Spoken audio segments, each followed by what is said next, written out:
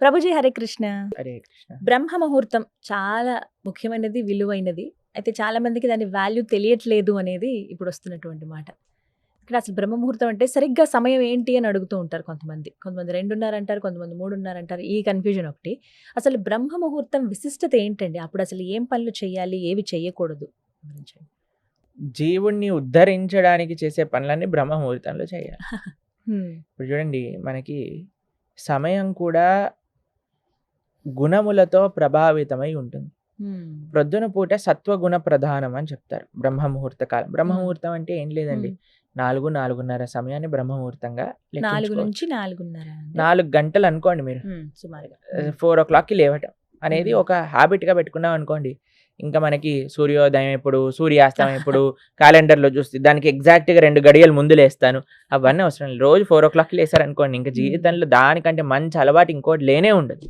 4-4:30 ఇది చాలా మంచి అలవాటు అండి. మేము ఇప్పుడు సుమారుగా 2012 నుంచి ప్రతిరోజు 3:30-4 గంటలకు 12 ఏళ్ళు లేస్తున్నాం. అవుతుంది. కాబట్టి మాకు తెలుసు ఆ అనుభూతి. ప్రొద్దున పూట బ్రహ్మ ముహూర్తంలో లేచి ఆ సాధన చేసుకోవటం, దానివల్ల వచ్చే శక్తి, దానివల్ల వచ్చే ఒక భగవద్ అనుభూతి, దానివల్ల మనకి లభించే ఒక పాజిటివిటీ, మానసిక బలము అనేది చాలా విశేషం. మనం వినే ఉంటారు మీరు చిన్నప్పటి నుంచి, early to bed early to rice keeps a man healthy wealthy and wise అంటారు. 3 విషయాలు. ఎవరికి హెల్దీగా ఉండాలి అని ఉండదండి, ఎవరికి వెల్దీగా ఉండాలని ఉండదండి, ఎవరికి వైజ్గా ఉండాలని ఉండదండి. కాబట్టి ప్రొద్దున పూట లేవాలి. అంతేగాని మనం రాత్రంతా సీరియల్లు, సినిమాలు, వాట్సాప్లు చూసుకుంటూ ఉన్నాం అనుకోండి, ప్రొద్దున పూట లేవలేదనుకోండి, సూర్యుడు ప్రత్యక్ష దైవము అని అంటారు. భగవంతుడి యొక్క నేత్రములలో సూర్యుడు, చంద్రుడు ఉంటాడు. స్వామి యొక్క అంశ ఆ సూర్యుడి లోపల అందుకే మనం సంధ్యాబంధనం చేసినప్పుడు సూర్య మండల మధ్యలో ఉండే నారాయణుడికి మనం అర్ఘ్యం సమర్పణ చేస్తాం అనమాట. సంధ్యాబంధనం చేసేటప్పుడు ఆ మంత్రాలు మనం చేసుకున్నప్పుడు ఆ అనుష్ఠానంలోకి వస్తాయి. అప్పుడు స్వామియే సాక్షాత్తుగా, ఇప్పుడు చూడండి, మీ ఇంటికి ఒక పెద్ద వచ్చారనుకోండి, మనం హ్యాపీగా పడుకొని ప్రొద్దున పూట 10 గంటలకు లేసి వచ్చాడా ఆయన, బాగున్నాడా, తిన్నాడా అని మనం వెళ్ళిపోతామండి. గౌరవంగా ఉంటాడు. ఆయన వచ్చే లోపలనే లేచి మనం అన్ని సిద్ధం చేసుకొని రూమ్ అంతా క్లీన్గా నీట్గా పెట్టుకొని ఆయనకు కావాల్సిన వస్తువులన్నీ పెట్టుకొని రెడీగా ఉంటాం, అంతే కదండి. అలానే సాక్షాత్తుగా భగవంతుడు సూర్యమండల మధ్యలో ఉద్భవిస్తూ ఉన్నప్పుడు ఆయన వచ్చే లోపలే మనం రెడీ అయిపోయి ఆయనను స్వాగతించడానికి రెడీగా ఉండాలి. ఆ సమయం ఎంతో ఇంపార్టెంట్. మీరు చూడండి, చిన్నప్పుడు ప్రొద్దున లేచి చదువుకో బాగా ఎక్కుతుంది, ప్రొద్దున లేచి చదువుకో బాగా ఎక్కుతుంది. నేను చదువుకునే సమయంలో అండి, ఇంజనీరింగ్ చేసేటప్పుడైనా 10th 11th 12th ఏ టైంలోనైనా ఏం చేసేవాళ్ళం అంటే, ప్రొద్దున్నే లేసేవాళ్ళం ఎగ్జామ్ ముందు లేచి, అయితే చాలా ప్రొద్దున పూట లేచినప్పుడు నిద్ర వచ్చేదనమాట. అప్పుడు మేము ఒక స్టడీ చూసాం అనమాట. ఏంటంటే, ప్రొద్దున పూట లేచాక ఎప్పుడైనా ఆపిల్ తింటే నిద్రపోతుంది అని. అయితే ప్రొద్దున పూట లేచి స్నానం చేసి ఆపిల్ తినేసేవాళ్ళం. నిజంగా నిద్ర వచ్చేది కాదు, ఇంకా చదువుకుంటూ ఉండేవాళ్ళం. మేము ఎక్కువగా చదివే వాళ్ళం కాదండి, ఉత్తే ఎగ్జామ్ ముందే అలా చదువుకొని వెళ్ళిపోయేవాళ్ళం. అన్నిట్లో ఫుల్ మార్కులు వచ్చేసేవి అనమాట. జ్ఞాపక శక్తి బాగుంటుంది అయితే మీకు. అయితే అది చాలా ప్రభావితం చేస్తుంది. అప్పుడు చదువు ఎలా బాగా అయితే చదువుకోగలిగామో, ఇప్పుడు ఆధ్యాత్మిక సాధన కూడా అంత బాగా చేయగలుగుతున్నాం. ప్రొద్దున్నే లేచి జపం చేసుకోగలుగుతాం. రాత్రి ఎంతసేపు అయినా వెలుకుని ఉంటాం కానీ తెల్లారి మాత్రం లేవలేమండి అంటారు చాలా మంది. ఎందుకో తెలుసా అండి, దాన్ని రాక్షస ప్రవృత్తి అంటారు. ఎందుకంటే రాక్షసులకు నిశాచరులు అని పేరు, తెలిసిన మీకు. రాత్రిపూట తిరుగుతాయి. ఇప్పుడు చూడండి, ఇంట్లో పిల్లలకి ఏం చెప్తాయి, ఏయ్ రాత్రిపూట అన్ని దయ్యాలు ఉంటాయి, పడుకోండి అని చెప్తాను చిన్నప్పుడు ఉన్నప్పుడు. అదే మనం పెద్దవాళ్ళు రాత్రులంతా తిరుగుతూ ఉంటారు. దయ్యాలు ఎక్కడో కాదు, ఎవరైతే రాత్రిపూట తిరుగుతారో వాళ్ళే దయ్యాలు. కాబట్టి మనము ఒక మంచి మనిషి, ఒక మంచి బిహేవియర్ ఉన్న, డిసిప్లిన్ ఉన్న వాళ్ళు ఏం చేస్తారు అని అంటే, త్వరగా పడుకుంటారు. మీకు ఒక విషయం చెప్తానండి, ఇక్కడ ఇండియాలో నేను చూస్తే చాలా మందికి 10-11 కామన్ టైం నిద్రపోవడం. 11:30-12. మీకు ఒక విషయం చెప్తే ఆశ్చర్యపోతారు. ప్రపంచంలో మేము ఎక్కడికి వెళ్ళినా చూస్తాము, 6, 6:30, 7, 7:30 కల్లా అన్ని మూసేసుకొని పడుకుంటారు.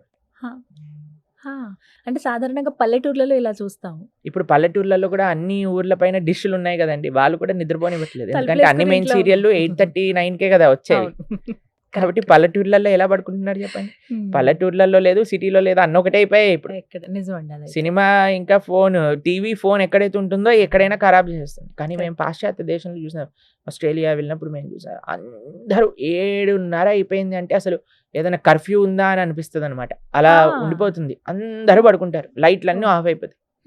ప్రొద్దున పుట్ట అందరూ లేచి ఎంత మంది మేము సంధ్యావందనం చేసుకోవడానికి వెళ్తూ ఉండేవాళ్ళం అనమాట నదీ తీరానికి.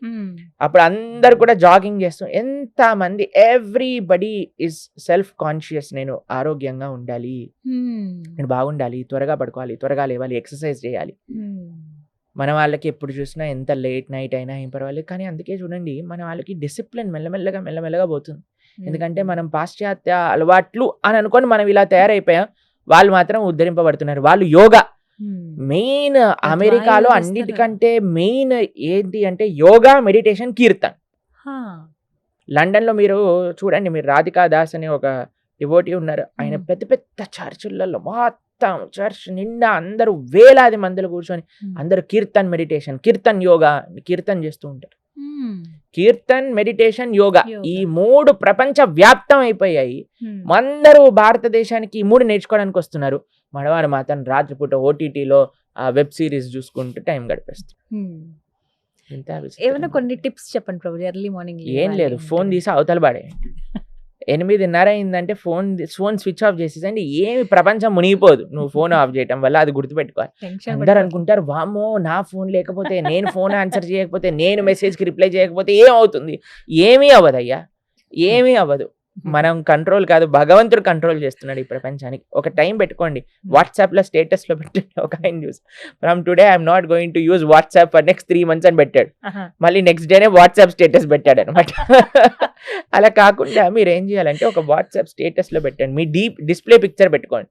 ఏంటి అని అంటే, after 8:30 I will be not answering any of the messages and calls. కనీసం ట్రై చేయండి మీరు. మీకు ఒక విషయం చెప్తానండి, నిద్ర రాక చాలా మంది కష్టపడుతున్నారు ఈ రోజులలో. దాంట్లో డాక్టర్ ఏం చెప్తాడు తెలుసా అండి, కనీసం పడుకునే 1.5 గంట ముందు నుంచి స్క్రీన్ చూడకూడదు అంటే. 12 hours. ఆ స్క్రీన్ వల్ల, స్క్రీన్ లో నుంచి వచ్చే ఆ లైట్ మనస్సుని హైపర్ యాక్టివ్ చేసేస్తుంది అనమాట, నిద్ర రానివ్వకుండా. అందుకే అన్నిటికంటే బ్యాడ్ హ్యాబిట్ ఏంటి అంటే, రాత్రి పడుకునే మరుక్షణం వరకు ఫోన్ చూసి ప్రొద్దున లేవంగానే ఫోన్ చుట్టు. వెంటనే ఇంతకు ముందు ప్రొద్దున లేవంగానే చేతుని చూసుకొని మనం ప్రార్థన చేసుకుని, హరినామ స్మరణ, హరి అష్టకాన్ని చేసుకొని, భాగవత ఆచార్యులకు ప్రణామం చేసుకొని, భూదేవికి దండం పెట్టుకొని, ఇప్పుడు ఎవరికి దండం లేదు, ఫోన్కి దండం. అమ్మా ఛార్జింగ్ ఉందా లేదా, అమ్మో ఛార్జింగ్ అయిపోయింది, ఛార్జింగ్ తొందరగా పెట్టండి, ఏ మెసేజ్లు వచ్చాయో ఏమైందో, మొత్తం ప్రపంచాన్ని ఈయన నడిపేస్తున్నట్టుగా. కాబట్టి మా సిన్సియర్ అడ్వైస్, మీకు ఏదైనా కావాలంటే ఒక డిసిప్లిన్ మెయింటైన్ చేయండి. మానవ జీవితంలో డిసిప్లిన్ కాని వచ్చింది అని అంటే, దానికంటే యూ విల్ బికమ్ ఎక్స్ట్రాడినరీ. మీరు జీవితంలో ఏది సాధించాలన్నా సాధించగలుగుతారు. కొన్ని డిసిప్లినరీ యాక్షన్స్, యుక్తాహార విహారస్య, కృష్ణుడు అదే చెప్పాడు, discipline in eating, sleeping and defending. అన్నిట్లో మనం చేసే అన్నిట్లో కూడా డిసిప్లిన్ అనేది అవసరం. నిద్రలో చెప్తున్నాను, ఈజీ. ఎంత త్వరగా వీలైతే అంత త్వరగా తినేసేయండి. ఈవినింగ్స్ 6:30, 7 కల్లా అయిపోవాలి డిన్నర్. 8:30 కల్లా ఫోన్ పక్కన పెట్టేసేయండి. కావాలి అని అంటే ఒక మంచి పుస్తకం తీసుకోండి, పుస్తకం పట్టుకోండి, చదువుకోండి కొద్దిసేపు, మీ పనులు చేసుకోండి, మీ ఫ్యామిలీతో మాట్లాడండి. ఫోన్ ఉన్నంతసేపు చాలాసార్లు ఇప్పుడు చూస్తాను, నలుగురు కూర్చుంటారు, 4 ఫోన్లు పట్టుకొని, పిల్లోడేమో కార్టూన్ చూస్తూ తింటుంటాడు, ఈయనేమో న్యూస్ చూస్తూ తింటుంటాడు, ఆవిడేమో నిన్న సీరియల్ మిస్ అయిపోయిందని సీరియల్ చూస్తూ తింటూ ఉంటుంది, ఇంకొక ఆడేమో అందులో ఏదో వెబ్ సిరీస్ చూసుకుంటూ తింటూ ఉంటారు. ఏంటండి అసలు మనం ఇప్పుడు ఎవరికి టైం ఇస్తున్నాం చెప్పండి? ఇంట్లో ఉన్నట్టే ఉంటున్నాం, కానీ ఫోన్ తోటి కాపురం చేస్తున్నట్టు అయిపోయింది. ఫోన్ రూల్ చేస్తుంది అందరినీ, అలా అయిపోయింది. కాబట్టి ఫోన్ దూరం పెట్టేసేయండి, టీవీ ఆఫ్ చేసేయండి. అన్నింటికంటే బెస్ట్ విషయం అంటే టీవీ ఛానల్ వైర్ తీసేసి పీకేసేయాలన్నమాట. మా అమ్మగారు చిన్నప్పుడు ఏం చేసేవాళ్ళంటే, ఎగ్జామ్లకి 3 నెలల ముందు టీవీ వైర్ తీసి బయట పడేసేవాళ్ళు అన్నమాట. ఇంకేం చేస్తాను చెప్పండి వైర్ లేనప్పుడు. కాబట్టి అలా చేయాలి. నిజంగా చెప్పాలంటే టీవీ తీసేయండి, ఫోన్ తగ్గించేసేయండి, జీవితం చాలా ప్రశాంతం అయిపోతుంది. టైంకి పడుకుంటారు, టైంకి లేస్తారు బ్రహ్మాండంగా. మా ఆశ్రమానికి వచ్చినప్పుడు చాలాసార్లు ఫోన్ పనిచేయదన్నమాట. ఇప్పుడు అందరు టెన్షన్ పడిపోతారు, ఏమవుతుంది. తర్వాత ఒక రోజు అయిపోయాక బ్రహ్మాండంగా హాయిగా హాయిగా ఉంది కీర్తనలో అని feel వస్తుంది. ఉంటారు, ప్రొద్దున కనిపిస్తారా, ఏమైందయ్యా నీ చాలా ఇంపార్టెంట్ అన్న, ఏముంది ప్రవచనం నడుస్తున్నాయి అని ప్రశాంతంగా ఉన్నాం మేము అని అంటారు. కాబట్టి సో అలా అంతా మన ఉండగలిగితే బ్రహ్మ ఆలోచన అంతే, అది అంతే. ఏదో జరిగిపోతుందని. సో బ్రహ్మ ముహూర్తంలో లేవడం అలవాటు చేసుకుంటే నేర్చుకుంటే లైఫ్ చాలా అంతా సెట్ మంచిది, అయిపోతుంది. చాలా మంచిది, చాలా మంచిది. మ్మ్. ముఖ్యంగా పిల్లలకి అందరికీ మేము ఇచ్చే ఒక అడ్వైజ్ ఏంటంటే త్వరగా లేవండి, జీవితాన్ని చాలా మార్పు. ఒక నెల రోజులు సంకల్పం పెట్టుకోండి, నేను ప్రొద్దున పూట లేచి చూస్తానని. కొద్దిసేపు ఎక్సర్సైజ్ చేయండి, కొద్దిసేపు సాధన చేసుకోండి, కొద్దిసేపు చదువుకోండి, తర్వాత జాగింగ్ చేయండి, వాకింగ్ చేయండి, ఏదైనా చెయ్యండి, పడుకోకండి. మ్మ్. అది ముఖ్యం. రైట్, చాలా చక్కగా వివరించారు ప్రభుజీ. హరే హరే కృష్ణ. కృష్ణ.